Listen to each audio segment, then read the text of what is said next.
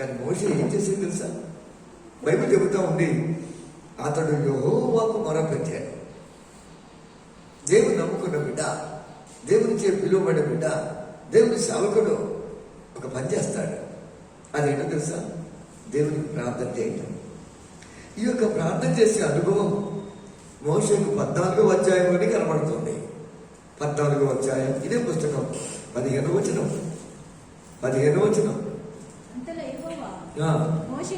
మోషేతో నీవేళ నాకు మొరపెడుచున్నావు, సాగిపోవుడి ఇశ్రాయేలుతో చెప్పుము.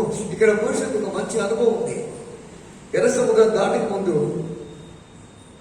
భయంకరమైన పరిస్థితి, లక్షలాది మంది ఉన్నారు, ముందుకు వెళ్ళలేని పరిస్థితి. అలాంటి సమయంలో మోషే ఏం చేస్తున్నాడు అంటే ప్రార్థన చేయుచున్నాడు. బహుశా అనుకున్నాడేమో, నేను కనుక నిలబడ్డానంటే వీళ్ళందరూ నన్ను రాళ్ళతో కూడా చంపేస్తాను, నాకేం అర్థం కావట్లేదు. అప్పుడు ఏం చేసేది తెలుసా? ప్రార్థన చేస్తున్నాడు, మొరపెడుతున్నాడు, మోకాడుతున్నాడు. నేను అనుకుంటున్నాను, నా జీవితం ఏంటో అర్థం కావట్లేదా? సమస్యల వలయంలో కూరుకుని పోయామా? ఊపిలో దిగిపోయామా? ఏం చేయాలో అర్థం కావట్లేదా? ఎలా ఎక్కడికి పోవాలో అర్థం కావట్లేదా? సహాయం వచ్చే స్థితి ఏంటో కనబట్లేదా? అయితే ఒక పని చేయి, ప్రార్థన చేయటం మొదలు పెడతాం. నిలబడితే పడిపోతా, నిలబడితే కూలిపోతా, నిలబడితే కుంగిపోతా. కానీ మోకాళ్ళ మీదకి వస్తే మాత్రం అలాంటి పరిస్థితి ఎప్పుడు రాదు. నేను అప్పుడు పడుకుంటూ ఉంటాను. ప్రసంగం చేసేవాడు పడిపోవచ్చు, ప్రవచనం చెప్పేవాడు పడిపోవచ్చు, వేలాది మందికి వాక్యం చెప్పేవాడు పడిపోవచ్చు. కానీ ప్రార్థన చేసేవాడు మాత్రం ఏనాడు పడిపోవడం. పడిపోయినా దేవుడు అతను లేపుతాడా? పడిపోయినా దేవుడు అతను లేపుతాడా? మోషేతో దేవుడు చెబుతున్నాడు, మోషే ఎంతకాలం ప్రార్థన చేస్తా, ఎంతసేపు ప్రార్థన చేస్తా? లేచి ప్రజలతో చెప్పు, సాగిపో అంటే. నాకు అర్థమైంది, ప్రార్థించే సమయం ఉంది, పని చేసే సమయం ఉంది, రెండు కావాలి. కొందరు ప్రార్థనే చేస్తారు, పని చేయరు. కొందరు పనే చేస్తారు, ఏం చేయరు? ప్రార్థన చేయరు. రెండు తప్పే. మరి ఏం చేయాలి? ప్రార్థన చేయాలి. నేను అనుకుంటాను అంటుందో మేము ముందు ఏం చేయాలి సార్? స్తోత్రం, హల్లెలూయా స్తోత్రం, హల్లెలూయా స్తోత్రం, ప్రైజ్ ది లార్డ్ స్తోత్రం, హల్లెలూయా స్తోత్రం చెప్పామనుకోండి, ప్లేటు తెల్లగా అయిపోయింది, ఉదయం తెల్లగా అయిపోయింది. ఉదయం లేచినప్పుడు వాకింగ్ చేస్తే స్తోత్రం, ప్రైజ్ ది లార్డ్, స్తోత్రం, ప్రైజ్ ది లార్డ్, స్తోత్రం, ప్రైజ్ ది లార్డ్ చెప్పామనుకోండి, ఇటు శరీరానికి వేడి తగ్గుతుంది, లోపల ఆత్మ కూడా ఉజ్జీవించబడుతుంది. ప్రార్థన చేయటం అర్థమైందా? ప్రార్థన చేయి. అర్థం కావట్లేదా? ప్రార్థన చేయి. ఏం దోష లేదా? ప్రార్థన చేయి. కొంతమంది ఉంటారు, ఎప్పుడు తింటూనే ఉంటారు, నోరు బిల్లు ఏంటో.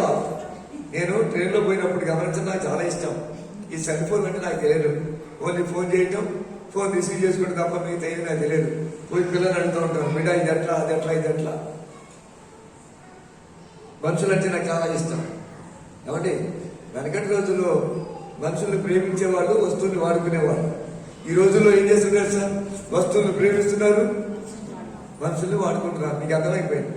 నేను చదివాను అక్కడ ఎక్కడో వాడు కిడ్నీ ఇచ్చి ఐఫోన్ కొన్నాడంట. అంటే కొంచెం వాడు అనుకునేమో, ఈ పాడు కిడ్నీ ఉంటేంటి పోతే ఏంటి, ఐఫోన్ ఉంటే చాలు అనుకున్నావో ఏంటో. కొంతమంది తినడానికి ఉపయోగిస్తూ ఉంటారు. ఇదిగో ప్రార్థన చేయటం నేర్చుకుంటే కష్టకాలంలో మోషే ఏం చేస్తున్నాడు? మొరపెడుతున్నాడు.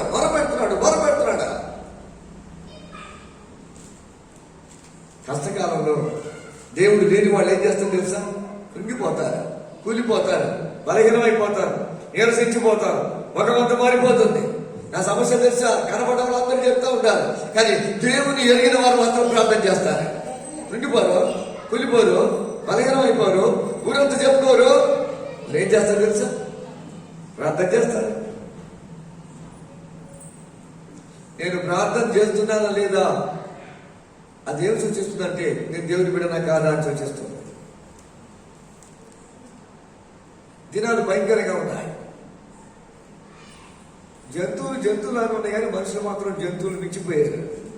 ఆ జంతువులకు వస్తే జంతువులు అంటే నాతో ఎందుకు పోలుస్తున్నాను, నాతో పోల్చు, మేము అప్పటి నుంచి మేము ఇలా దేవుడు ఏమో చేశాడు, మేము మాంసం రాసిందే, ఆకలి అయితేనే జంతువులు చంపుతాం, ఇది ఆకలి కాకుండా చంపేస్తారు. ఈ భయంకరమైన దినాల్లో మనకు కావాల్సిన తెలుసా? మొరపెట్టడం, ప్రార్థన చేయటం, ప్రసంగం చేయటం కాక. ప్రసంగం చేసేవాళ్ళు ఎక్కువైపోయారు, ప్రార్థన చేసేవాళ్ళు తక్కువైపోయారు. నేను అంటున్నాను, కనీసం ఒక గంట ప్రార్థన చేయకపోతే కుదరదు. కనీసం ఒక గంట, కనీసం లోకాన్ని చూడకముందు, న్యూస్ పేపర్ చదవకముందు, బయటికి వెళ్ళకముందు, పని చేసుకోకముందు లేచి ప్రార్థన చేయి. బైబిల్లో అనేకమైన వాగ్దానాలు ఉన్నాయి.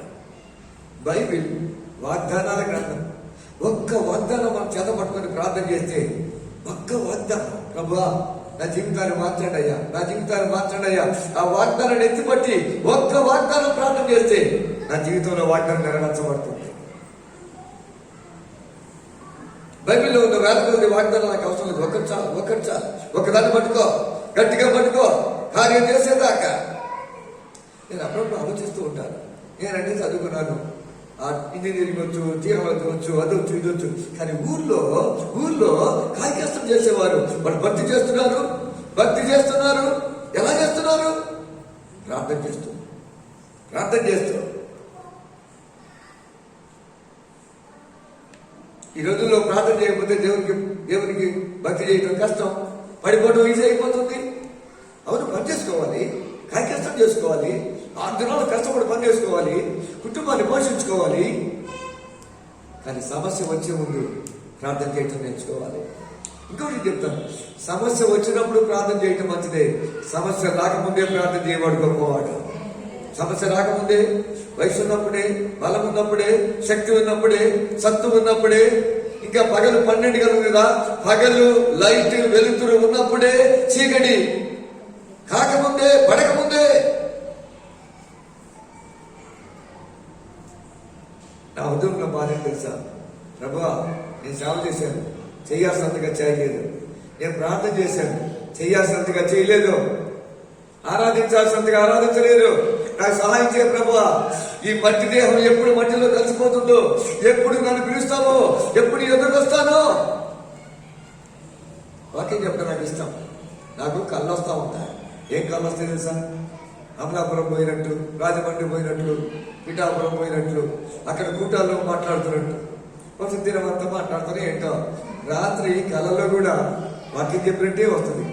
ప్రసంగం చేయటం మంచిదే, అంతకంటే గొప్పది ఏంటో తెలుసా? ప్రార్థన చేయటం గొప్పదే. అంతకంటే గొప్పది ప్రార్థన చేయటం. నోరుందా? ఎస్. బాధలు ఉన్నాయా? ఉన్నాయి. అదో పని. దేవుని దగ్గర వచ్చి నీ హృదయాన్ని నీళ్ళలాగా దేవుని సభలో గమనించుకో. మనుషులకు చెప్పేది బదులు, మనుషులకు తెలియజేసే బదులు, మనుషుల వైపు చూసే బదులు దేవుని దగ్గర ప్రార్థన చేయి. మోషే అదే పని చేస్తున్నాడు. వాళ్ళందరూ అడుగుతున్నారు, లక్షలాది మంది ఆయనకి వ్యతిరేకంగా ఉన్నారు. కానీ బైబిల్ చెబుతా ఉంది, మోషే మాత్రం దేవునికి మొరపెడుతూ ఉన్నాడు.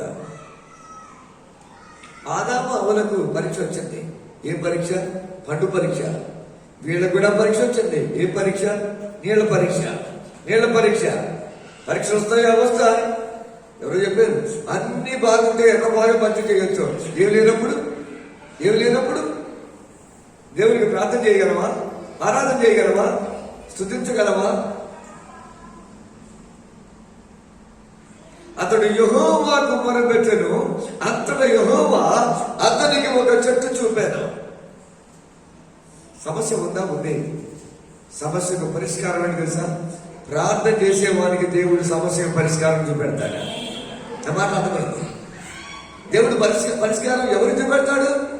ప్రార్థన చేసేవాళ్ళకి.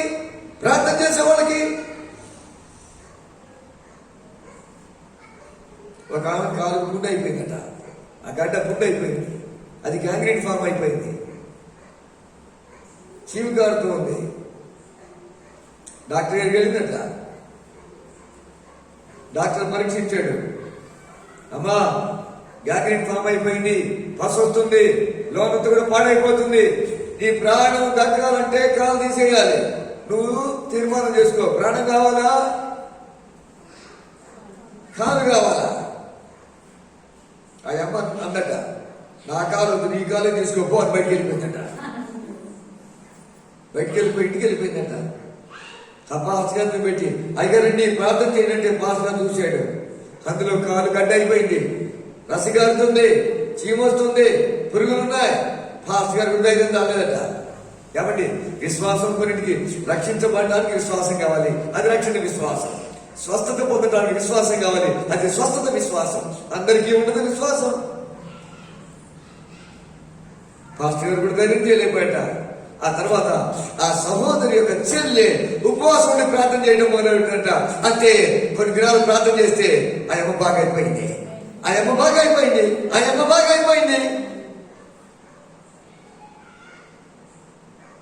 ఇక్కడే జవహర్ నగర్ లో ఒక అతను ఉంటాడు, నాకు తెలుసు. ఆయన ఏంటి 6'6" ఉంటాడు, 120 kg వెయిట్. అతనికి ఏమైంది తెలుసా? సమస్య వచ్చింది. ఏం సమస్య అంటే ఈ వెన్నుపూసలో ఆ 2-3 డిస్క్ పాడైపోయింది. ఆయనేమో 120 kg, 6 అడుగులు 7 అడుగుల ఎత్తు, అందులో సగం ఉంటుంది ఏమే 60 kg 50 kg. డాక్టర్ తీసుకుపోతే డాక్టర్ పరీక్షించాడు. పరీక్షించి చెప్పాడ, అమ్మ నాకు బిడ్డ ఏం చెప్పాడు సార్? ఇదిగో 1,00,000 మందిలో ఒక్కరికి ఈ రోగం వస్తుంది, ఇది అమెరికా తీసుకుపోండి, అయినా లాభం లేదు. ఇక కొంతకాలం బతుకుతాడు, మందులు ఇది చికిత్స ఉండదు, ఈ రోగం పోదు, జబ్బు పోదు, హాస్పిటల్ ఎందుకు, ఇంటికి తీసి వెళ్ళండి, కనీసం ఆఖరి క్షణమైనా హాయిగా పోతారని చెప్పేట. తన భార్య అడిగితే ఆ డాక్టర్ గారు చెప్పారట, అమ్మా ఇంజక్షన్ తీసుకువెళ్ళి గోడకి వేస్తుంటే గోడకి ఇంజక్షన్ వేస్తావా? వేయలేం. అలాగే శరీరం అంతా కూడా అలాగే అయిపోయింది, ఇంజక్షన్ కూడా పోదు, ఇంజక్షన్ కూడా పని చేయదు. ఆ అమ్మ ఏం చేసింది తెలుసా? తన భర్తను ఇంటికి తీసుకొచ్చుకుంది. ఆ ఏరియాలో ప్రార్థన చేసే 2-3 సిస్టర్లు రోజు వాళ్ళు బతిలాడండి, అమ్మా మీరు దయచేసి వచ్చి ప్రార్థన చేసుకుందాం రండి అంటే వాళ్ళు వచ్చారు. అలా ఉదయం సాయంకాలం ఆ యొక్క కుమారుడి కొరకు, తన భర్త కొరకు వాళ్ళందరూ కలిసి 1 month, 2 months, 3 months 3 నెలలు ప్రార్థన చేశారట. 3 నెలలు ప్రార్థన చేశారు. చావడానికి రెడీగా ఉన్న అతను, మందులతో బాగుపడ్డ అతను 3 నెలలు ప్రార్థన చేశారట. ఒకరోజు ఆయన పండుగ లేచి తన భార్యతో చెప్పాట, ఏమై రాత్రి నా కళ వచ్చింది, ఆ కళ్ళలో దేవదూత వచ్చింది, దేవదూత చేతిలో మల్లెపూ దండ ఉంది, నేను పండుకుంటే ఆ దండ తీసుకొచ్చి నా యొక్క వెన్నుపూస మీద పెట్టింది. అది విన్నప్పుడు భార్య చెప్పినట్ట, ఏమండి ఇది ఎప్పుడు వస్తుందో అని ఎదురు చూస్తా ఉన్నా. దీని అర్థం ఏంటి తెలుసా? దేవుడు నిన్ను బాగు చేశాడా. తన భార్య తన భర్త మంచం మీద ఉంటే ఇలా ప్రార్థించినట్ట, ప్రభువా డాక్టర్లు మా వల్ల కాదని చెయ్యెత్తేశారు, ప్రభువా నీ ఒక్కడవే ఈ యొక్క కార్యం చేయగలవు, ప్రభువా నీవు గనుక ఈ కార్యం చేస్తే, ప్రభువా నీవు గనుక ఈ కార్యం చేస్తే, నా భర్తను బాగు చేస్తే, నేను నా భర్త ఇద్దరు కలిసి మీరు సేవ చేసుకుంటూ మా బతుకంటూ బతుకుతాం. వాళ్ళిద్దరు ఇద్దరు నేర్చారు. ఈ 4 పాయింట్లు అడిగేదట. డాక్టర్ల వల్ల కాదు, నువ్వు ఒక్కడిగా బాగు చేస్తావు, నా భర్తను బాగు చేయి, నువ్వు కనుక బాగు చేసావంటే నేను నా భర్త ఉద్యోగం నిలబెట్టి నీ సేవలో మా జీవితకాలం అంతా బతుకుతా. ఎప్పుడైతే భార్య ఆ మాట విందో, ఏమంటే దేవుడు నేను బాగు చేశాడు అని చెప్పి తన భర్తను చేయి పట్టుకుని మెల్లగా ఆ గోడ మీద తీసుకువెళ్ళి గోడ నాలుగు, నువ్వు నడు నడిస్తే కింద పడిపోతావు, నువ్వేం కింద పడవు, నడు. ముందు గోడ పట్టుకుని నడిచాడు, చేయి పట్టుకుని నడిచాడు. ఆ తర్వాత 1 monthకి పూర్తిగా బాగైపోయాడు. ఇప్పుడు వాడు జవహర్ నగర్ లో ఆ గృహకల్ప కాడ అద్భుతమైన సేవ చేస్తూ ఉన్నారు. నేనేం చెప్తున్నాను? ప్రార్థన చేయటం కావాలి. ఏం చేయటం కావాలి? నోరుందా? ప్రార్థన చేయి, దేవుడికి మొరపెట్టు. అసలే కరోనా కాలం, భయంకరమైన కాలం. ఏమండి ఎవరైనా అడిగామనుకోండి, అమ్మా ఎలాగున్నారు మీరు? అయ్యగారండి ఎలాగున్నారు చెప్పాలా? అవునమ్మా నీ మొక్క చూస్తే మాకు అర్థమైపోతుంది, నేను ఒకటితో చెప్పు బిడ్డ. ఏం చెప్తా తెలుసా? అయ్యగారండి మా ఇంటి పక్క దాకా వచ్చేసింది కరోనా, వాళ్ళకి మాకు మధ్యలో ఈ ప్రాణి గోడ మాత్రం ఉంది, నెక్స్ట్ బలి పశువు మేమేనండి. ఏం చూస్తున్నావు? ఏం మాట్లాడుతున్నావు? ఎవరు మాట్లాడుతున్నావు? నా బిడ్డ ఒక ఉంది, మా అక్కగారు బిడ్డ, వాళ్ళకి మామగారు ఉన్నారు. ఆ మామని అడిగాను, అమ్మా మీ మామగారు అంకుల్ గారు బాగున్నారా? అంకుల్ గారు లేదు, చనిపోయారండి. అదేంటి పోయిన వారం బాగానే ఉంది కదా. ఎందుకు చనిపోయాడు తెలుసా? ఆ రోజు టీవీ న్యూస్ వింటుండేవాడు. ఆ టీవీ న్యూస్ లో ఏముంది? ఈ రాష్ట్రంలో ఎంతమంది, ఈ జిల్లాలో ఎంతమంది, ఈ ఊర్లో ఎంతమంది చచ్చిపోయారు చచ్చిపోయారు చచ్చిపోయారు, ఆఖరికి ఆయన చచ్చిపోయాడా? విడబాయి రోజు ఏం చేస్తున్నావు? ఓడిపోయిన మాటలు, కునిగిపోయిన మాటలు, నిరసించిన మాటలు, ఎవరు తగ్గారు, ఎవరు చచ్చారు, ఎవరున్నారు, ఎవరు పోయారు. మోషే కష్టకాలంలో ప్రార్థన చేస్తున్నాడు. సమస్యలు ఉన్నాయా? ఉన్నాయి. బాధలు ఉన్నాయా? ఉన్నాయి. ఆర్థిక ఇబ్బందులు ఉన్నాయా? ఉన్నాయి. సడిగేవాళ్ళు చాలా మంది ఉన్నారు, విమర్శించేవాళ్ళు చాలా మంది ఉన్నారు, తప్పులు పట్టేవాళ్ళు చాలా మంది ఉన్నారు. నేను ఇంజనీరింగ్ 40 సంవత్సరాల కింద ఇంజనీరింగ్ చదివాను. మీరు కొంతమంది పుట్టలేరు. ఇంజనీరింగ్ ఉద్యోగం వదిలిపెట్టి దేవుని సేవకు వచ్చాను. ఇంజనీరింగ్ ఉద్యోగం వదిలిపెట్టి దేవుని సేవకు వచ్చిన తొలినాల్లో మా ఇంటి పక్కన ఒక ఎవరెస్ట్ ఉండేవాడు. రైల్వేలో ఏదో చిన్న మెకానిక్ చేసుకునేవాడు, ఏసీ మెకానిక్ ఏదో మెకానిక్. నా దగ్గరికి వచ్చి సేవకులు అంటే ఇట్లా అట్లా ఇలా అట్లా చెప్తుండేవాడు. ఆయన చెప్తుండేవాడు, నేను వింటుండేవాడిని. ఒకరోజు ఆయనతో చెప్పాను, బ్రదర్ మీరు చెప్తే నాకు అర్థం కావట్లేదు, నేను చెప్తే మీకు అర్థం కావట్లేదు, ఓ పని చేయి, నేను కూడా ఉద్యోగాన్ని వదిలిపెట్టి దేవుని సేవకు వస్తే ఇద్దరు ఒకే లెవెల్లో ఉంటా. నేను మాట్లాడితే నీకు అర్థమవుతుంది, నువ్వు మాట్లాడితే నాకు అర్థమవుతుందని చెప్పాను. అంతే. మరుసటి రోజు నుంచి అక్కడ కనబడితే అటు గట్టి వెళ్ళిపోతాం. మరి ఎందుకు కూడా కాడా? నేనేం చెప్తున్నాను? చాలా మంది నెగిటివ్ మాట్లాడేవాళ్ళు ఉన్నారు, సనిగే వాళ్ళు ఉన్నారు, గొడిగే వాళ్ళు ఉన్నారు, తప్పులు పట్టేవాళ్ళు ఉన్నారు, విమర్శించే వాళ్ళు కోకొనలుగా ఉన్నారు, ఉచిత సలహాలు ఇచ్చేవాళ్ళు చాలా మంది ఉన్నారు. మోషే ఏం చేశాడు తెలుసా? ఆయన దేవుడికి మొరపెట్టాడా? దేవుడు నమ్ముకున్న బిడ్డ అయితే, యేసయ్య రక్తంతో కడగబడిన బిడ్డ అయితే నాకు సహాయం ఉంది. ప్రార్థన ప్రార్థన ప్రార్థన. నోరు తెచ్చి ప్రార్థన చేయి, నోరు తెచ్చి దేవుడికి అడుగు, నీళ్ళలాగా కుమ్మరించుకో, హృదయాన్ని కుమ్మరించుకో, దేవుడితో చెప్పు, దేవుడితో మాట్లాడు. నా కుమార్తె చిన్నగా ఉన్నప్పుడు నన్ను అడిగింది, డాడీ ఎలా ప్రార్థన చేయాలి డాడీ? నేను ఆ అమ్మాయికి చెప్పాను, బిడా నువ్వు చాపేసుకొని కూర్చో,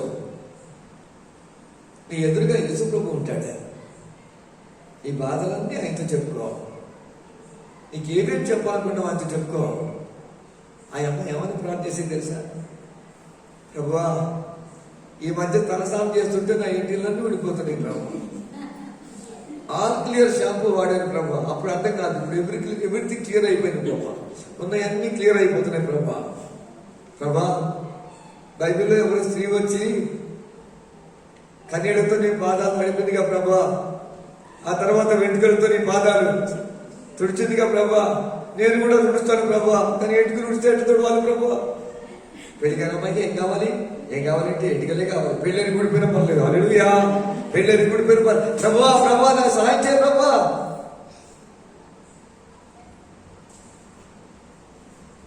మోషే ప్రార్థన చేశాడు. మోషే ప్రార్థన చేస్తే దేవుడు అతనికి చెట్టు చూపెట్టాడు. మోషే ఇక చూడు ఆ కొండ మీద చెట్టు చూడు, ఆ చెట్టు నరికి ఆ చెట్టును తీసుకొచ్చి నీళ్ళలో వేసే. బైబిల్ చెబుతా ఉంది, చెట్టు నరికి నీళ్ళలో వేయగానే నీళ్లు మధురములాయను. చేదుగా ఉన్న నీళ్లు, చేదైన నీళ్లు, తాగటానికి పనికిరాని నీళ్లు ఎప్పుడైతే ఈ చెట్టు నరకబడి లోపల వేయబడిందో నీళ్లు కాస్త మధురంగా మార్చబడ్డాయి. నేనేం చెప్తున్నాను? దేవుడు చెప్పింది నేను చేస్తే నా జీవితం మధురాతి మధురంగా ఉంటుంది. దేవుడు లేకుండా ఏదున్నా చేదు, ఉద్యోగం ఉన్నా, డబ్బులున్నా, ఆస్తి ఉన్నా, మరి ఏది ఉన్నా చేదు. దీనికి నేను పెట్టుకున్న పేరేంటంటే నరకబడిన చెట్టు. ఏ చెట్టు? అది నరకబడింది. ఆ చెట్టు నరకబడి నీళ్ళలో వేసినప్పుడు నీళ్లు మధురంగా అయిపోయినాయి. నేను ఈ చెట్టుల గురించి ఆలోచనలో ఏమనుకున్నాను తెలుసా? ఈ నరకబడిన చెట్టు ఎవరు కాదు, యేసుక్రీస్తే. పాపులమైన మనం రక్షించడానికి, నా జీవితాన్ని మార్చడానికి, నాకు ఆనందం దయచేయడానికి ఆయన నరకబడ్డాడు, ఆయన సిలువేయబడ్డాడు, ఆయన వ్యసనాక్రాంతిగా మార్చబడ్డాడు.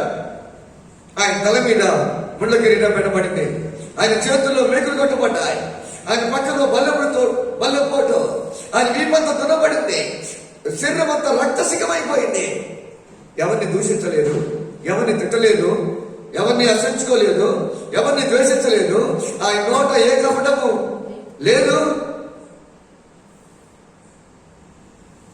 కానీ ఎందుకు అలాగైందో తెలుసా? మన జీవితాన్ని బాగు చేయటానికి, మన జీవితాన్ని మధురంగా చేయటానికి, మన జీవితాన్ని ఆనందంతో నింపడానికి, మన కన్నీళ్లు తుడవటానికి. యేసయ్య లేకపోతే నువ్వు బతికేమైపోయాదో? యేసయ్య లేకపోతే ఎక్కడ పశువులు దోచుకుంటూ ఉండేవాళ్ళమో, ఏ ఊర్లో ఉండేవాళ్ళమో? ఈ రోజున దేవుడు ఆనందించాడంటే ఒకటి, ఆయన రక్తంతో పాపాలు క్షమించేశాడు. మనుషుల్లో, లోకంలో భయంకరమైన పాపం పాపం పాపం పాపం పాపం అంటే ఏంటి? పాపం అంటే ఏంటి చెప్పనా? మూర్ఖుల్లాగా ఆలోచించడం పాపం, విస్తారంగా మాట్లాడటం పాపం, పొరుగు వారిని తిరస్కరించడం పాపం, మొక్కుబడి చెల్లించకపోతే పాపం, విశ్వాసం లేకపోతే పాపం, దేవుడు చేయమనేది చేయకపోతే పాపం, ఆజ్ఞను అతిక్రమిస్తే పాపం, దుర్నీతితో చేస్తే పాపం, అదే అబద్ధం ఒక పాపం, దేవుని చిత్తం చేయకపోతే పాపం, దేవుని ప్రేమించకపోతే పాపం. ఈ రోజుల్లో మనుషులు చూడండి, మనుషులు బిజీ బిజీ బిజీ. దేనికి బిజీ? లోకం కొరకు, డబ్బులు సంపాదించడానికి.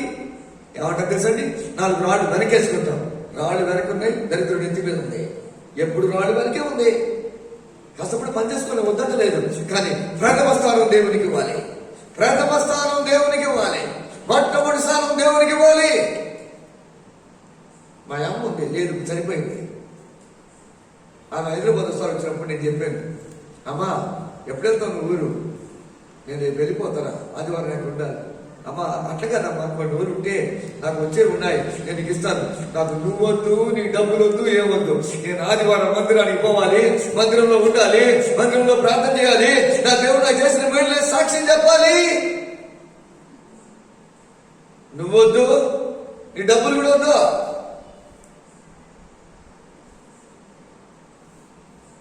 నేను అనుకుంటాను, ఈ లోకంలో భిక్షగాడిగా బతికిన పర్వాలేదు. నా మాట అర్థమవుతున్నాయి?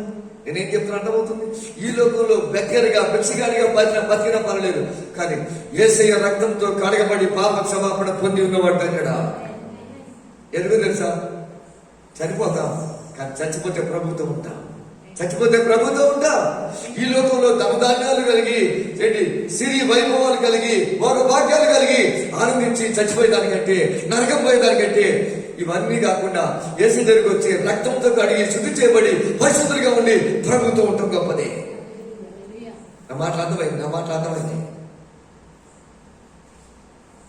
ఏం చేయటం నేర్చుకోవాలి? ప్రార్థన చేయటం.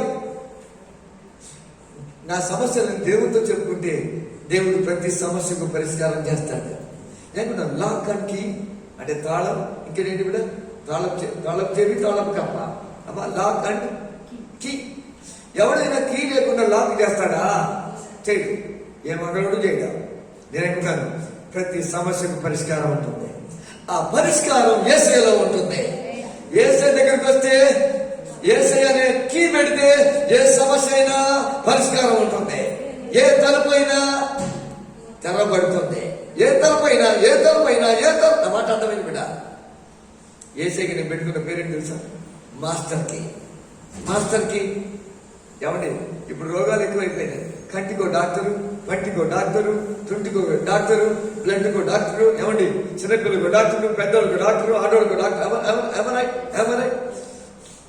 నేను అప్పుడు అనుకుంటా ఉంటాను, నా కుడికన్నుకి ఏదో ప్రాబ్లం వచ్చేసింది, డాక్టర్ గారికి పోతే, ఏమైంది నీకు? కుడికన్ను ప్రాబ్లం. నేను ఎడమ కన్ను స్పర్శిస్తుంది, రోడ్డుకు అవుతున్నాడు వాడు, కుడికన్ను అక్కడే పోతాడే భయం వేస్తా ఉంటాయి. కానీ ఒకటి మాత్రం కరెక్ట్, యేసయ్య అన్ని రోగాలకు స్పెషలిస్ట్. చిన్నపిల్లకైనా, ముసలోళ్ళకైనా, ఆడోళ్ళకైనా, మగోళ్ళకైనా అన్ని రోగాల స్పెషలిస్ట్ అవుతుంది తెలుసా? యేసయ్య, జీసస్. నేను ఇంజనీరింగ్ చదువుతున్న దినాల్లో ఆ పుస్తకాలు, ఇంజనీరింగ్ పుస్తకాలు కళ్ళతోనే చదివేవాడిని. అమ్మ నా బెనిఫిట్ బిడ్డ. ఒక అన్న నాతో వచ్చి చెప్పాడు, తమ్ముడు బైబిల్ చదవద్దు, గట్టిగా చదువు అని చెప్పాడు. నేను ఆయన అడిగాను, గట్టిగా ఏం చదవాలి? ఎందుకు నా బలవంత వేస్ట్ చేసుకోవాలి, వృధా చేసుకోవాలి? ఎందుకు గట్టిగా చదవాలి? ఆయన చెప్పాడు, తమ్ముడు నువ్వు కళ్ళతో చూస్తూ దేవుని వాక్యాన్ని గట్టిగా చదివితే దేవుని వాక్యాన్ని చెవులు వింటాయి. నా నా మాట అర్థమవుతున్నా వచ్చాడు బిడ్డ. చెవులు వింటాయి. దేవుని వాక్యం శరీరంలోకి వెళుతుంది. వాక్యం లోపలికి వెళితే అనారోగ్యం బయటకు వచ్చేస్తుంది. బీపీ బయటికి వెళ్ళిపోతే, షుగర్ బయటికి వెళ్ళిపోతే, రోగం బయటకు వెళ్ళిపోతే నువ్వు గట్టిగా నోరు తెరిచి చదవాలి. నీకు వచ్చింది తెలుసా? అప్పటి నుంచి నేను దేవుని వాక్యాన్ని గట్టిగా చదవడం ప్రారంభించాను. ఈ మధ్య దేవుని వాక్యాన్ని కంఠతో చేయటం ప్రారంభించాను. కళ్ళుకున్నావా, కూర్చున్నావా, దేవుని వాక్యాన్ని గమనించుకో, దేవుని వాక్యాన్ని చదువు, దేవుని వాక్యాన్ని పలుకో, దేవుని వాక్యాన్ని ఉచ్చరించు. దేవుని వాక్యాన్ని చెబితే వెలుగు వచ్చేస్తుంది, జీవం వచ్చేస్తుంది, ఆరోగ్యం వచ్చేస్తుంది. నేను పెట్టిన పేరు ఏంటంటే నరకబడిన చెట్టు. యేసయ్య నరకబడ్డాడు. త్వరగా చెప్తాను, ఎక్కువ సమయం తీసుకోకుండా. కీర్తన గ్రంథం 52వ కీర్తన. కీర్తన గ్రంథం 52వ కీర్తన అనుకుంటా. 52:8. నేనైతే దేవుని మందిరంలో పచ్చని ఒలివ చెట్టు వలె ఉన్నాను. ఇక్కడ ఒక చెట్టు కనపడతా ఉంది, అదేమో నరకబడిన చెట్టు. ఇక్కడ ఈ చెట్టు ఒలివ చెట్టు లాగా ఉంది, పచ్చగా ఉంది. ఎక్కడికి తెలుసు బిడ్డ? దేవుని మందిరంలో ఉంది. చెవిగల వారి వెందురు కాక. ఎక్కడుందండి? ఎక్కడుంది? దేవుని మందిరంలో నాటబడింది. రక్షించబడిన తర్వాత, పాపం క్షమించబడిన తర్వాత, ఆత్మతో నింపబడిన తర్వాత, మనోనేత్రం వెలిగించబడిన తర్వాత మనం ఎక్కడ ఉండాలి తెలుసా?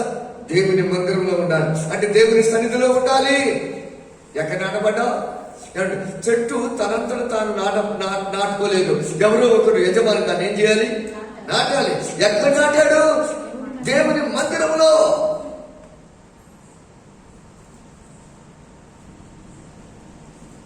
కొంతమంది ఎక్కడ నాటుతారు తెలుసండి? సినిమా హాల్లో, సరిగ్గా సినిమా హాల్లోనే. కొంతమంది ఎక్కడ నాటుతారు తెలుసండి? హోటల్ పక్కనే కిచెన్ ఉంటుంది, కిచెన్ పక్కనే వాసన చూసుకొని బతకొచ్చాలి. తిండి భోజనం. కొంతమంది డబ్బు అంటే ఎంత ఇష్టమో, డబ్బు. నేను అనుకున్నాను, వాళ్ళ హృదయం కూడా డబ్బు అని కొట్టుకుంటుంది అంట. డబ్బు అని కొట్టుకోదు. డబ్బు.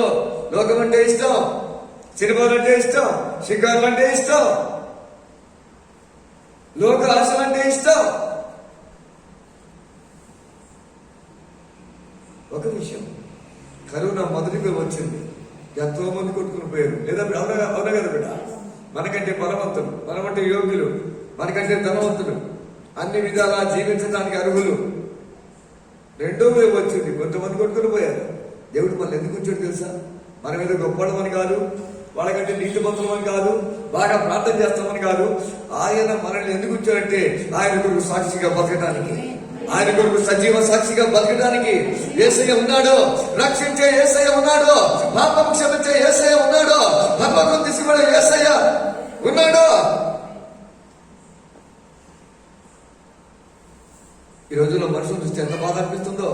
వాళ్ళ పనుల్లో బిజీ, కుటుంబాల్లో బిజీ, డబ్బుల్లో బిజీ, బంధువులతో బిజీ, వ్యాపారంలో బిజీ. దేవుడు అంటే ఇష్టం లేదా? సైతాన్ ఏం చెప్పు తెలుసా? నువ్వు పాపం చేయి, దొంగతనం చేయి, రేపు విచారం చేయి, అది చెప్పదాం. మరి ఏం చెప్తా తెలుసా? దేవుడి కాస్త పక్కన పెట్టామా, ఏం దేవుడు అంటావు? నీకెందుకు దేవుడి గురించి? నీ బాధ నీకున్నాయి కదా, నీ కష్టాలు నీకున్నాయి కదా, దేవుడు పక్కన పెట్టేసే. నువ్వు బిజీగా ఉండు. నీ సమస్యలు ఎన్ని ఉన్నాయి తెలుసా? నీకే తీరని కష్టాలు ఉన్నాయి. దేవుడి గురించి నీకెందుకు? ఈ చెట్టు ఎక్కడుంది బిడ్డ? మందిరంలో నాటబడిన చెట్టు. దానికి నేను పెట్టుకున్న పేరు తెలుసా? నాటబడిన చెట్టు. అదేమో నరకబడిన చెట్టు, ఇదేమో ఎక్కడ నాటబడింది? దేవుని మందిరంలో. దేవుని మందిరంలో ఏమో తెలుసా? పరిశుద్ధత ఉంది. ఎన్నటికి నీ మందిరానికి పరిశుద్ధతయే మూలం. ఎన్నటికి పరిశుద్ధత. హృదయాన్ని జాగ్రత్తగా కాపాడుకో. శరీరంలోకి ఏంటి దుష్టుని కార్యాలు రాకుండా కాపాడుకో. పరిశుద్ధత.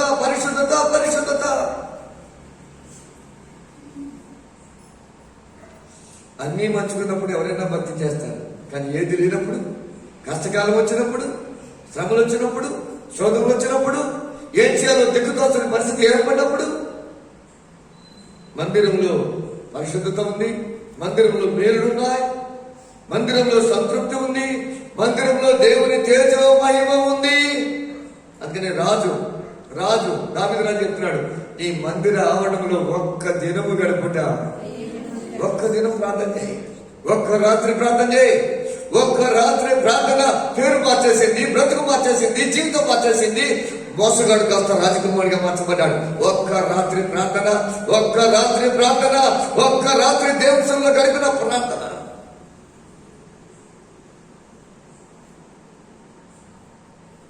ఎక్కడ ఆడబడింది? దేవుని యొక్క మందిరంలో, అంటే దేవుని సన్నిధిలో. నీ నోట్లో ఏ మాటలు బయటకు వస్తున్నాయి చెప్పు? ఓడిపోయిన మాటలు, కృంగిపోయిన మాటలు, బలహీనమైన మాటలు, నీరసమైన మాటలు, నిస్సత్వ మాటలు, నెగిటివ్ మాటలు, ఏ మాటలు బయటకు వస్తున్నాయి? దేవుని మాటలు బయటకు వస్తున్నాయా? ప్రార్థనలు బయటకు వస్తున్నాయా? ఆరాధనలు బయటకు వస్తున్నాయా? ఓ ప్రశ్న అడుగుంటాను. ఎవరు పరలోకం వెళ్తారు? అందరూ వెళ్తారు సార్. నేను చెప్పనా? పరలోకం ఎవరు వెళ్తారంటే దేవుని ఆరాధించే వారే పరలోకం పోతారు.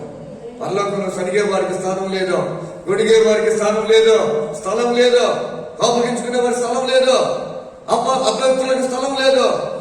అపవిత్రమైన వారు, అసహ్యమైన పనులు చేసేవారు దేవుని రాజ్యంలో ప్రవేశించరు. మరి దేవుని రాజ్యంలో ప్రవేశించే వాళ్ళు ఏం చేస్తారు తెలుసా? ఆరాధించేవారు. ప్రభా, నాకు ఇచ్చిన భార్యను బట్టి వందన, నాకు ఇచ్చిన భర్తను బట్టి వందన, పిల్లల్ని బట్టి వందన, ఆరోగ్యాన్ని బట్టి వందన, స్థితిగతులను బట్టి వందన. వాళ్ళకంటే నేను గొప్పటి కాదు ప్రభా, కానీ నాకు కృపించావు, నా బొందులో ప్రాణం ఇచ్చావు. అందరూ భూమి కిందికి వెళ్ళిపోతే నన్ను భూమి మీద ఉంచావు, నీకు వందనాలు ప్రభా. ఆరాధన చేసేవాళ్ళు, దేవునికి కనపరిచేవాళ్ళు, దేవునికి స్తోత్రాలు చెప్పేవాళ్ళు. ఇక్కడ ఆరాధన చేయని వాళ్ళు అక్కడ పోతారా? డౌటే. ఎందుకో చెప్తాను. అక్కడ ఆరాధన చేయక రాకపోతే ఎట్లా? పాటలు పాడటం రాకపోతే ఎట్లా? రాగాలు అవసరం లేదు. నిండు హృదయం నుండి దేవుని పాట పాడితే అదే దేవునికి ఇష్టమైంది, అదే దేవునికి ఇష్టమైంది.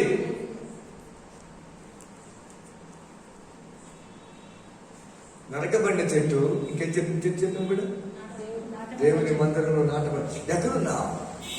ఎక్కడ వేరు పారా? ఎక్కడ నీ వేర్లున్నాయి? నేను దేవుని బిడ్డని, దేవుణ్ణి రక్షించాడు, దేవుడు నా పాపం క్షమించాడు. నా నడక వేరు, నా లైఫ్ వేరు, నా లైఫ్ స్టైల్ వేరు, నా చూపు వేరు, నా మాట వేరు, నా పాట వేరు, నా మాట వేరు.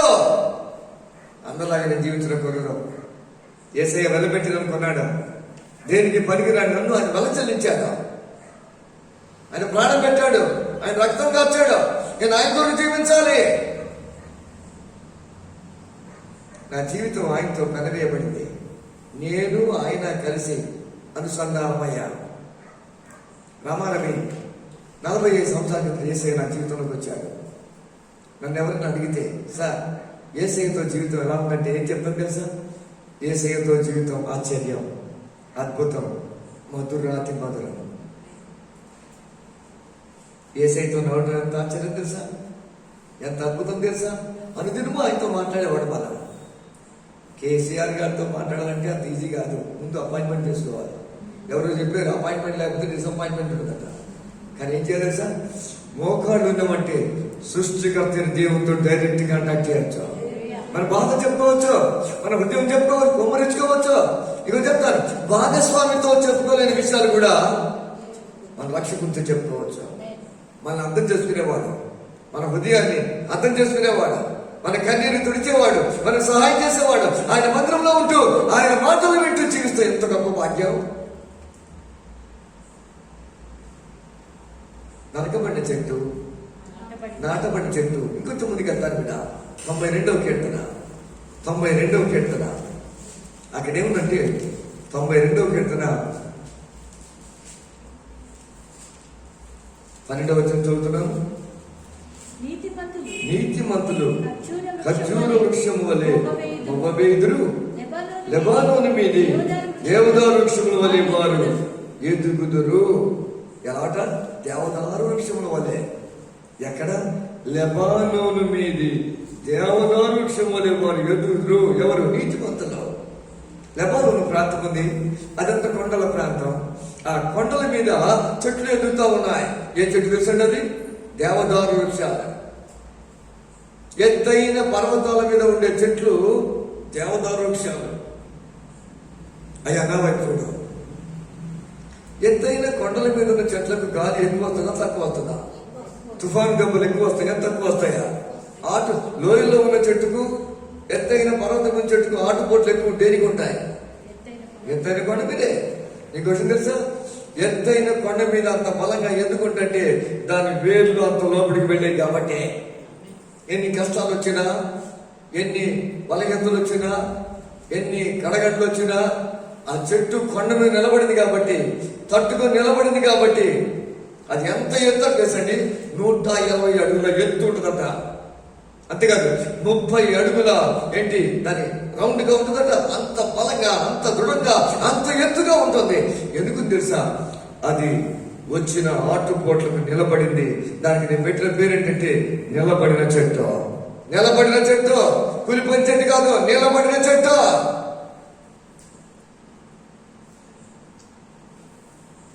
అది పర్వతం మీద నిలబడింది కాబట్టి, తుఫాన్లు, గాలి, వరద తట్టుకొని నిలబడింది కాబట్టి ఆ చెట్టు బలంగా ఉంటుంది. ఒక ఆట ఉంది. ఆటలో ఏం తెలుసా? వాళ్ళు కొట్టుకుంటున్నప్పుడు కింద పడిపోతారు కదా. ఆఖరణ లాస్ట్ మ్యాచ్ స్టాండింగ్, ఆఖరణ ఎవడు నిలబడ్డాడో వాడే విన్నర్. ఆఖరణ నిలబడిన వాడే విజేత. మన మాట అర్థమైంది. ఎవడు విజేత? నిలబడినాడు కాదు, నిలబడిన వాడే. నిలబడిన వాడే. నాకేమర్థమైంది తెలుసా? కష్టాలు ఎన్నొచ్చినా, బాధలు ఎన్నొచ్చినా, ఇబ్బందులు ఎన్నొచ్చినా, బలహీనతలు ఎన్నొచ్చినా దేవునికి నిలబడు. దేవునికి నిలబడు. ధైర్యంతో నిలబడు. విశ్వాసంతో నిలబడు. దేవుడు విశ్వాసాన్ని గౌరవించే దేవుడు. దేవుడు సహాయం చేసే దేవుడు. ఇదిగో నీతిమంతులు లెబానోను మీద ఉన్న దేవదారు వృక్షముల వలె ఎదుగుదురు. నీకు విషయం తెలుసా? బైబిల్లో దావీదు రాజు తను ఇల్లు కట్టుకున్నప్పుడు దేవదారు వృక్షాన్ని ఎన్నుకున్నాడు. ఏదో చిన్నపాటి ముళ్ళ చెట్టు, తుమ్మ చెట్టు, తుమ్మ చెట్టు, ముళ్ళ చెట్టు, పరిగి చెట్టు నా ఇల్లు కట్టుకుంటాడు. ఏది కావాలి తెలుసా? ఎత్తైన స్థలములో ఆటుపోటుకు నిలబడి ఉన్న దేవదారు వృక్షమే కావాలి. సొలొమోను దేవాలయం కడితే దేని వాడాడు తెలుసా? దేవదారు వృక్షాన్ని. దేవదారు రాళ్ళున్నాయి. నాకేమర్థమైందంటే, నేను దేవుని కొరకు నిలబడితే దేవుడు నా జీవితాన్ని ఆశీర్వాదంగా చేస్తాడు. నిలబడా? ఎవరు లేరు సార్, ఎవరు లేకపోయినా యేసయ్య నీతోనే ఉన్నాడు. పిలిచిన వాడు నమ్మదగిన వాడు, ప్రార్థన వినేవాడు నమ్మదగిన వాడు. దేవుడే చేస్తాడు, దేవుడే చేస్తాడు, దేవుడే చేస్తాడు. ఇది దేవునిది, దేవుని పని, దేవుని కార్యం.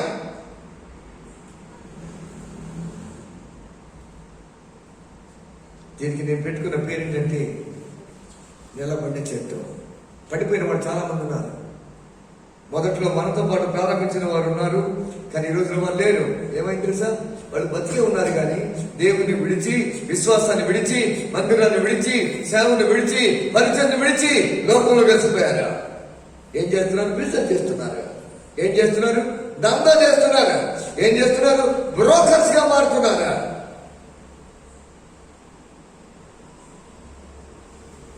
మొన్న ఒక గమనిస్తున్న కలిసాను. బాబు ఏం చేస్తున్నావు? నేను ఆటో నడుపుకుంటూ పోతున్నానండి. అదేంటి, నువ్వు ట్రైనింగ్ అయ్యావు కదా, నువ్వు ఎవరిస్తున్నావు కదా, దేవుడు సేవకుడిగా ఉండాల్సి కదా.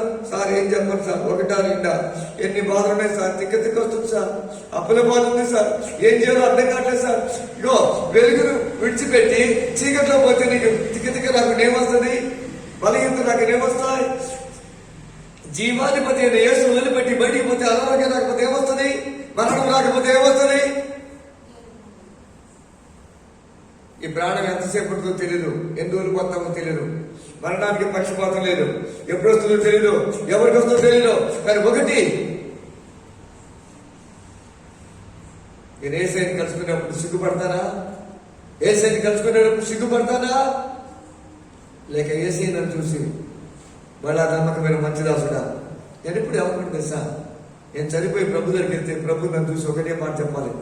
ఏం చెప్పాలంటే, మా హైదరాబాద్ భాషలో అనుకుంటారు, అరే భలే కష్టపడ్డావురా, నా కొరకు నువ్వు కష్టపడ్డావురా, ఒళ్ళు దోసుకోలేదురా, అరిగిపోయావురా, కరిగిపోయావురా, నువ్వు నా సేవ చేసావురా, నువ్వంటే నాకు ఇష్టం రా, వచ్చే ఈవు నేను కానీ సంతోషిద్దాం. హైదరాబాద్లో నాకు ఆ కావం తెలుసు. ఆమె లేదు, చనిపోయింది. నా పేరు శాంతమ్మ గారు. హెవీ పర్సనాలిటీ, హైట్, వెయిట్ బాగుండేది. ఆమె 80 సంవత్సరాలు జీవించింది. ఆమె కూటాలు పెట్టేది, నాలాంటి సేవకులు పిలిపించి కూటాలు పెట్టేది, రాత్రంతా ప్రార్థన చేసేది. ఆమె ఆటోలో, రిక్షాలో అంత పెద్ద ఆమె స్లిప్పర్స్ వేసుకొని ఏంటి ఆ వాడలకు పోయేది, కాళ్ళకి పోయేది, యేసయ్య గురించి చెప్పేది. నేను ఒకసారి ఉండలేక అమ్మని అడిగాను, అమ్మా మీరు ఎందుకు ఇంత బాధపడుతున్నారు? మీరు టీచర్ గారు కదా, రిటైర్ అయిపోతే మీకు ఏమొస్తుంది? టెన్షన్ వస్తుంది కదా. మీకు కొడుకులు, కోడళ్ళు, బిడ్డలు, అల్లుళ్ళు అందరూ ఉన్నారు కదా. అందరూ సమాజంలో మంచి ఉన్నత స్థితిలో ఉన్నారు కదా. మీకు ఈ బాధ ఎందుకమ్మా? హాయిగా ఉండొచ్చు కదా. మీ జీవితం ఆఖరి దశలో హాయిగా, నెమ్మదిగా, నింపాదిగా గడపచ్చు కదా. ఆ అమ్మాయి ఏం చెప్పింది తెలుసా? అయ్యారండి, నేను ఎవరి కాలం ఉన్నప్పుడు దేవుడు నన్ను సేవ చేయమని పిలిచాను, కానీ సేవకు వెళ్ళలేకపోయాను, ధైర్యం చేయలేకపోయాను. నా భర్త, పిల్లలు, సంసారం, సాగరం, దేవుని మాట వినలేదు, దేవునికి లోపడలేదు, నేను ధైర్యం చేయలేదు. నా భర్త దేవుని దగ్గరికి వెళ్ళిపోయాడు, పిల్లలందరూ సెటిల్ అయిపోయారు. ఇప్పుడు నేను ప్రభు దగ్గరికి వెళ్ళాలి. ఆమె చెప్పిన మాట, ఏ ముఖం పెట్టుకుని ప్రభు దగ్గరికి వెళ్ళాలి? ఖాళీ చేతులతో చేతులు ఊపుకుంటూ రింగరింగమంటూ ప్రభు దగ్గరికి పోవాలా? అందుకని వయసు మీద పడుతున్నా, నా బలం హరించుకుపోతున్నా, నా కష్టమవుతున్నా. ఎందుకు కష్టపడుతుంది తెలుసా? అప్పుడు నేను కష్టపడలే కనుక ఇప్పుడు నాకు కష్టపడాల్సి వస్తుంది. ప్రభుని ఎదుర్కొన్నప్పుడు నేను సిగ్గుపడకుండా ఆయన దగ్గర నిలబడాలంటే నా చేతులు ఆత్మలు ఉండాలి, డబ్బులు కాదు. నా చేతిని ఆత్మ ఉండాలి. అందుకే నేను ప్రయాసపడుతున్నాను. నాకు తెలుసు కష్టమే, నువ్వు చెప్పింది నా కష్టమే, నాకు బాధే. ఆ మంచం మీద పడుకున్నప్పుడు కూడా ఒక యవనస్తుని పిలిపించి, బాబు నేను చెప్తా ఉంటాను, రాసిన తర్వాత తీసుకువెళ్ళి ప్రింట్ చేసి చిన్న చిన్న కరపత్రాలు చేసి అందరికి పంపించని చెప్పింది. దాని పేరు ఏం పెట్టి తెలుసా? శక్తి సమాచార్. ఏం పేరండి? శక్తి సమాచార్. ఆమె ఎలా చనిపోయింది తెలుసా? ఇలాగే కిటికీ ఉంది, పక్కనే మంచం ఉంది. వాళ్ళ పెద్ద కొడుకు కోడలు వచ్చారు చూస్తానికి. మాట్లాడుతుంది.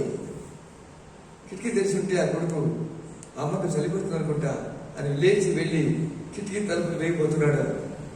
ఆ అమ్మ చెప్పింది, ఎందుకు కిటికీ వేస్తున్నావు? నన్ను తీసుకుపోతానికి దేవదత్తులు వస్తున్నారు. చెప్పి కట్టు కూర్చుంది, పక్కన వెళ్ళిపోయింది. గట్టిగా సంపడదామా? గట్టిగా సంపడదామా? గట్టిగా సంపడదామా?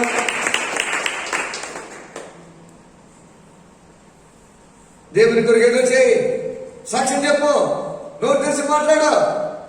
నోరు ఉండగానే, వయసు ఉండగానే, బలం ఉండగానే చెప్పు, యేసయ్య గురించి చెప్పు. నాకు ప్రసంగం చేయటం రాదండి, ప్రసంగం చేయమట్లేదు, మాట్లాడవచ్చు కదా. యేసయ్య గురించి చెప్పు. అవకాశం వచ్చినప్పుడల్లా, వీలు కలిగినప్పుడల్లా ఎంత చెప్తాను. ఏమండి, ఈ ఆకుకూర తీసుకుంటామా? మనం తీసుకోమా? కూరగాయలు తీసుకుంటామా లేదా? కూరగాయలు అని అమ్ముకుంటూ కూరగాయలు తీసుకుంటాం కదా. ఒక 10 రూపాయలు ఎక్కువ ఇవ్వండి, నువ్వు చెప్పింది 1.9 అడగండి. అది ఎందుకు? మన ఇంటి పక్కన వాళ్ళు పిలిచి వాళ్ళకి వేడి వేడి టీ, కాఫీ ఇవ్వండి. కాఫీ తాగుతుంటే మెల్లగా చేసే చెప్పండి, లేచి మాత్రం వెళ్ళిపోరు. ఏం తెలుసా? నువ్వు ఇచ్చిన టీ తాగాలి కదా. సచ్చినట్టు నువ్వు చెప్పింది, నువ్వు చెప్పిన మాట వాళ్ళు ఏం చేస్తారు? వింటారు. ఏ సైకిల్ చెప్పు, ఏ సైకిల్ చెప్పు, ఏ సైకిల్ చెప్పు. ఇగో దేవుడి నీ హృదయంలో కలిగి ఉంటే దేవుడిని కష్టాలు, ఆశీర్వాదాలు అన్ని కూడా, కష్టాలన్నీ కూడా, కడగట్లన్నీ కూడా ఆశీర్వాదాలుగా మార్చేస్తాడు. నీ అంగలాకు దేవుడు నాట్యంగా మార్చివేస్తాడు. నీ దుఃఖ దినమును సమాప్తం చేస్తాడు. నీ గుండెలో ఉన్న బాధ వేదన తీసివేసి నోటి నిండా దేవుడు నవ్విస్తాడు. ఎప్పుడు?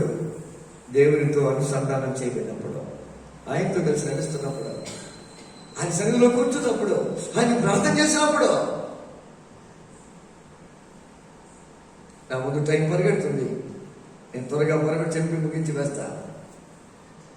బైబిల్ ఏముందంటే యెషయా గ్రంథంలో 11వ అధ్యాయం అనుకుంటా, యెషయా మొద్దు నుండి చిగురు పుట్టును, వాని వేరుల నుండి అంకురము ఎదిగి. ఇక్కడ మొద్దు కనబడతా ఉంది. ఆ మొద్దు నుండి ఏమొచ్చిందట? చిగురు వచ్చింది. మొద్దు నుండి చిగురు వచ్చేసింది. యెషయా మొద్దు నుండి చిగురు పుట్టును. ఈ ప్రవచనం యేసయ్య గురించిన ప్రవచనం, మెస్సీయా గురించిన ప్రవచనం.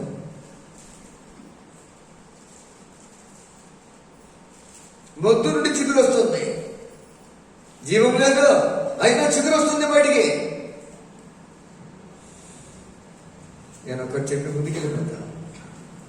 నేను విన్నాను, యేసయ్య గారు గొప్ప భక్తుడు. ఆయన అంటే చాలా ఇష్టం. ఆయన పాటలు అద్భుతంగా ఉంటాయి. అమ్మ నా వైపు చూడు కూడా, కొద్ది నిమిషాలు నా వైపు చూడు, ముగించి వేస్తా.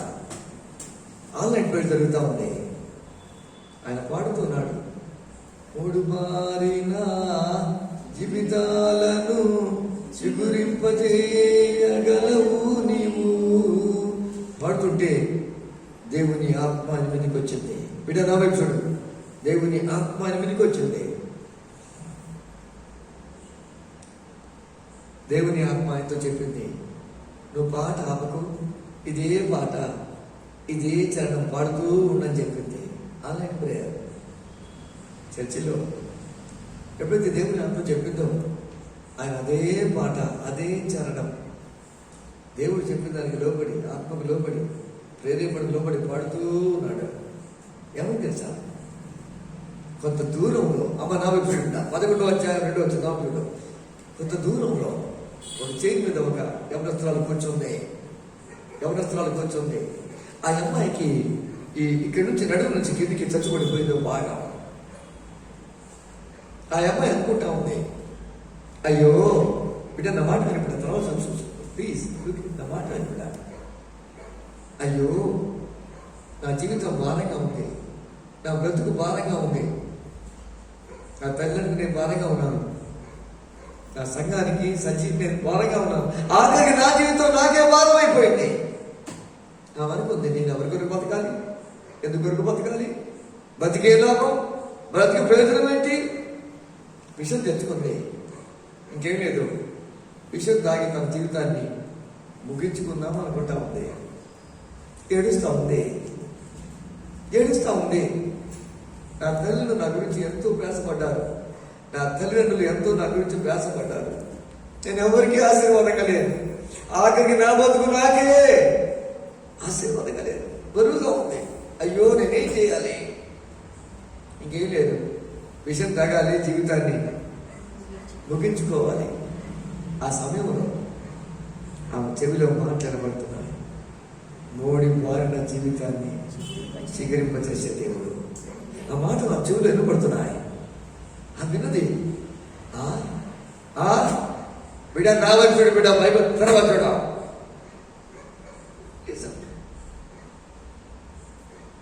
ఏంటి? మూడు మారిన జీవితాన్ని బాగు చేసే దేవుడు నడా, చిగురింప చేసే దేవుడు నడా. ఆమె ఆలోచిస్తూ ఉంది, ఏడుస్తూ ఉంది, కన్నీళ్లు ప్రవాహంగా కారిపోతున్నాయి. ఆ పాట వింటూ ఉంటే ఆమె మీదకి పరిశుద్ధాత్మ వచ్చింది. పరిశుద్ధాత్మ ఎలా వచ్చిందంటే, తలకు నూనె రాసుకుంటే ఎలా ఉంటుంది బిడ్డ? తలకు నూనె రాసుకుంటే చల్లగా ఎలా మాడంతా చల్లగా ఎలా ఉంటుందో. ఈ రోజుల్లో ఎవరు రాసుకుంటారు? రాసుకుంటారు.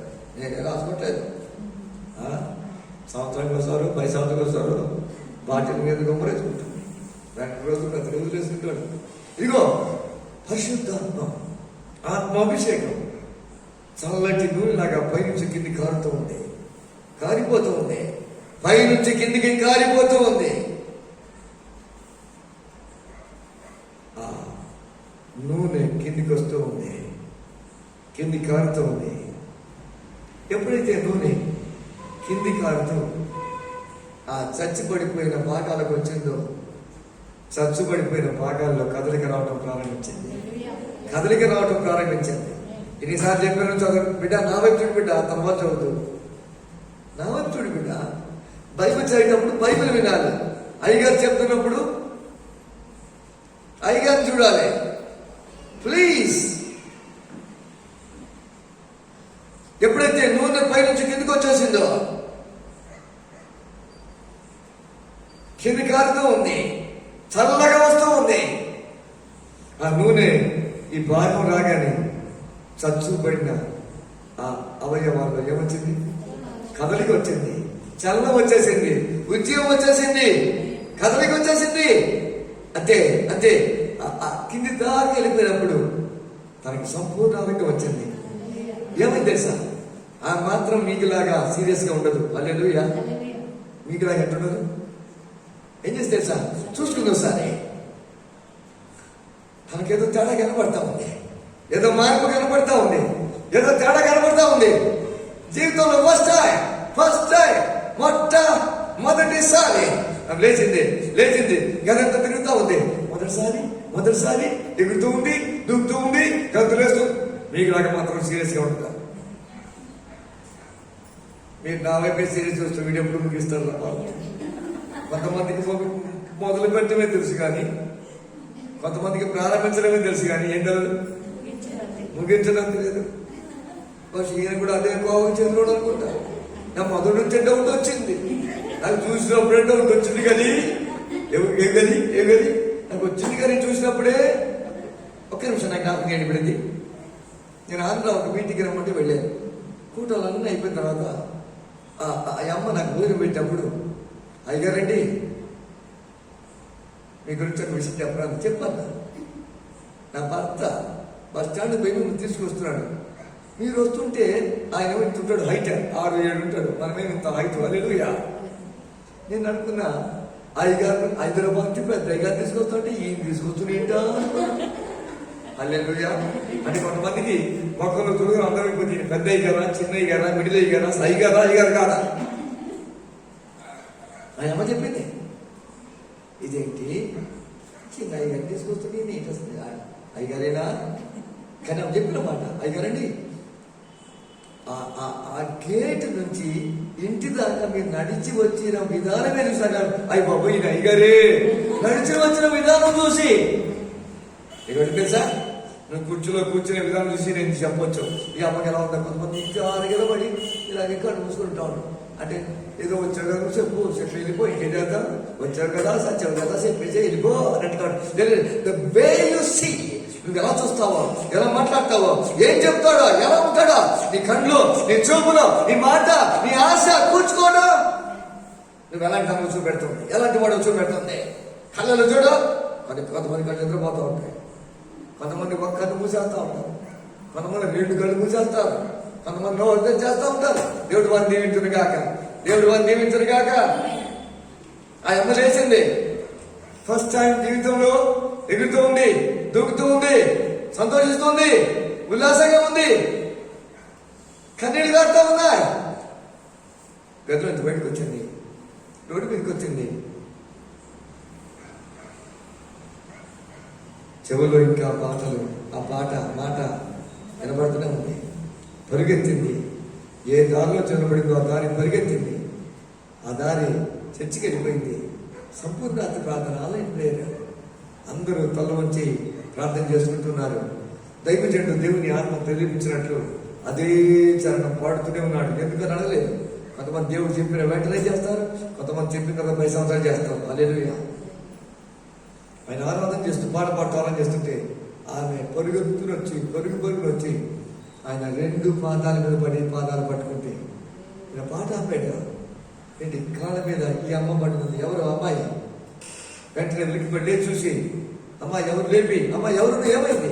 ఆ అమ్మ చెప్పింది, అయ్యా నా బ్రతుకిది, నా జీవితం ఇది, నా బ్రతుకు చచ్చిపోయింది, నా బ్రతుకు చచ్చిపడిపోయింది, నా జీవితం చచ్చిపోయింది, నా ఆశలు చచ్చిపోయినాయి.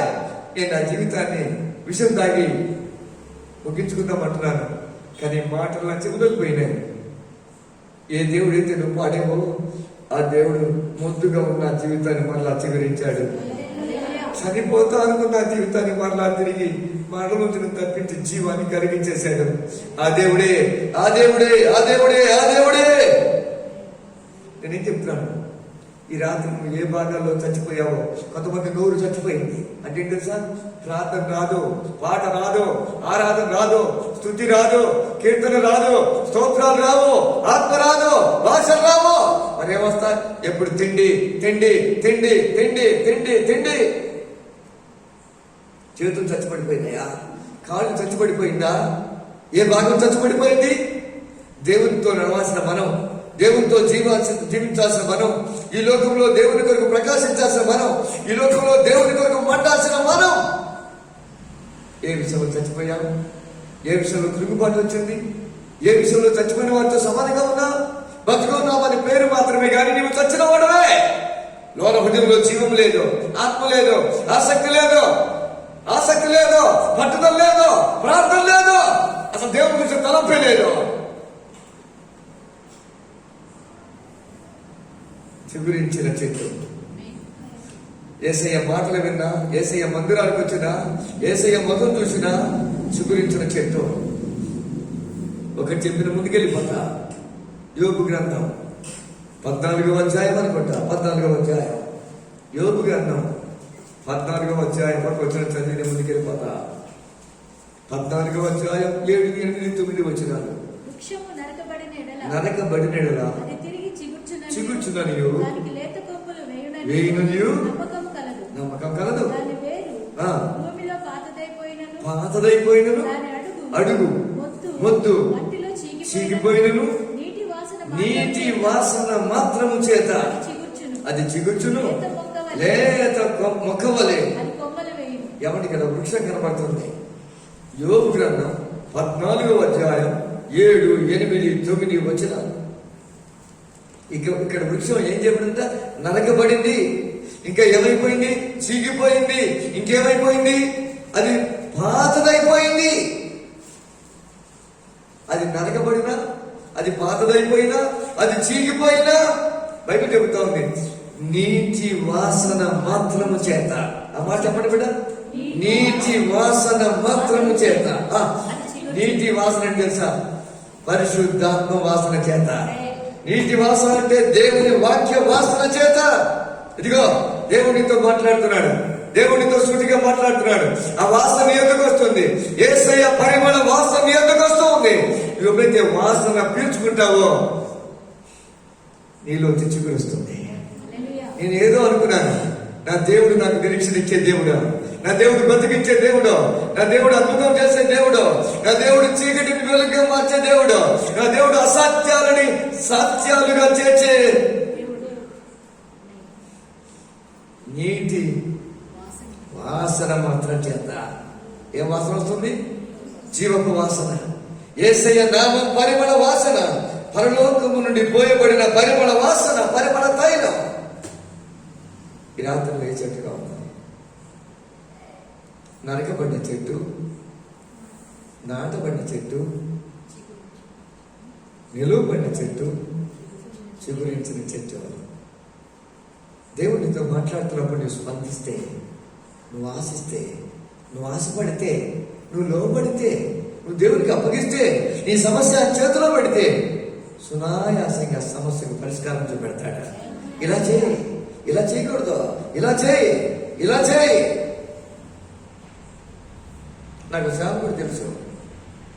ఆయన ప్రతి సంవత్సరం డబ్బులు వెచ్చించి, డబ్బులు పెట్టి సువార్త గుడికలు పెట్టేవాడు. ఎంతకాలం గడిచినా సంఘంలాగే ఉంటుంది. ఏం చేయాలంటే కావట్లేదు, డబ్బులు ఖర్చు అవుతున్నాయి, కానీ సంఘం అభివృద్ధి కావట్లేదు, సంఘం బలం పొందుకోవట్లేదు. ఉపవాసం ప్రార్థన చేస్తాం మొదలుపెట్టాడు. దేవుడు ఆయనతో చెప్పాట, బయట బహిరంగ సభలు పెట్టకు, నీ చర్చి అభివృద్ధి కొరకు విశ్వాసులకు సేవ కొడుకలు పెట్టని చెప్పాట. అప్పటి నుంచి బయట కొడుకలు మధ్యేసి చర్చి లోపల విశ్వాసులకు కూడికలు పెట్టడం మొదలుపెడితే ఈ రోజున సంఘం జీవంతో ఉజ్జీవింపబడుతుంది. నేను చెప్తున్నాను, ప్రతి సమస్యకు దేవుడు పరిష్కారం చూపెడతాడు. ఎప్పుడు? నీటి వాసన చేత. నేను నరకబడ్డానండి, నేను ముసలోడండి, నేను పాతగా అయిపోయానండి, నేను అడుగెట్టిపోయానండి. ఏ స్థితిలో ఉన్న దేవుడు మరలా నీటి వాసన ద్వారా చిగురింపజేసే దేవుడా, నీటి వాసన ద్వారా బతికింపజేసే దేవుడా. ఏ ఏరియాలో చచ్చిపోయామో, ఏ ఏరియాలో బాగలేక, అడుగు వేయలేక, ఫలింపలేక ఎండిపోయి ఉన్నామో అదే ఏరియాలో దేవుడు అద్భుతం చేసే దేవుడు.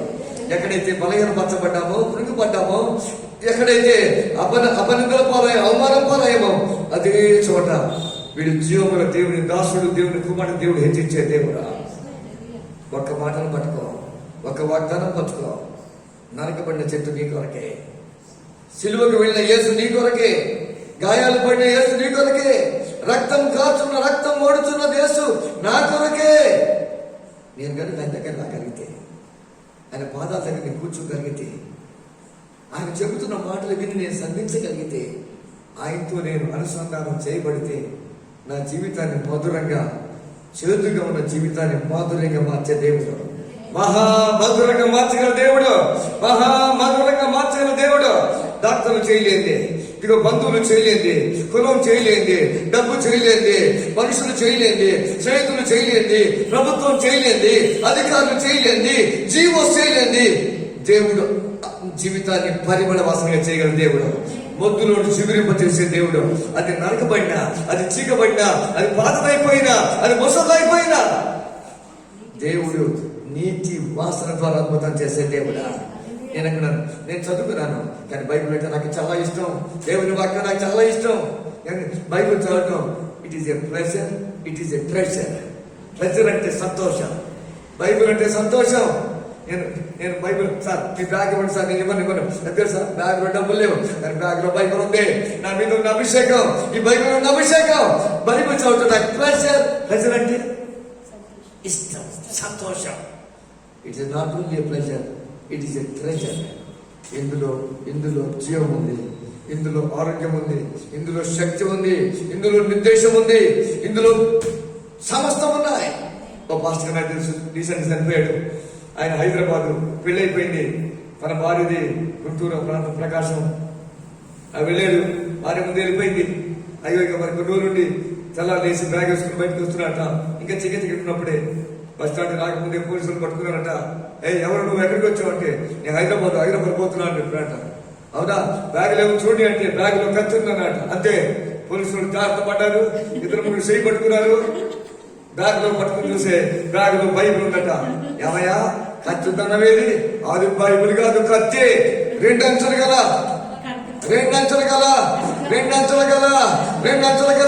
ఎందుకనగా దేవుని వాక్యము సజీవమై బలము గలదై ఎటువంటి రెండంచుల ఖడ్గము కంటే వాడిగా ఉండి ప్రాణాత్మలను, కీళ్లను, మురుగులను దూరుచు అని విభాగించచ్చు. హృదయం యొక్క తలంపులు, ఆలోచనలు శోధించే దేవుని వాక్యం, ఆశీర్వాదం ఇచ్చే దేవుని వాక్యం, చిగురింపజేసే దేవుని వాక్యం, బలపరిచే దేవుని వాక్యం, తలుపులు తెరిచే దేవుడి మేము దీవించునుగా, దేవుడి మేము దీవించునుగా, దేవుడి మేము దీవించునుగా. నాకేమో రీఛార్జ్, మీకేమో డిశ్చార్జ్ అర్థం కావట్లేదు. దేవుడి మేము దీవించునుగా. కళ్ళంతా నిండుగా ప్రార్థన చేస్తా. ప్రేమ నమ్మకం గల మా తండ్రి, ఈ రాత్రి మీరు మాతో మాట్లాడిన ప్రతి మాటను బట్టి వందనాలు.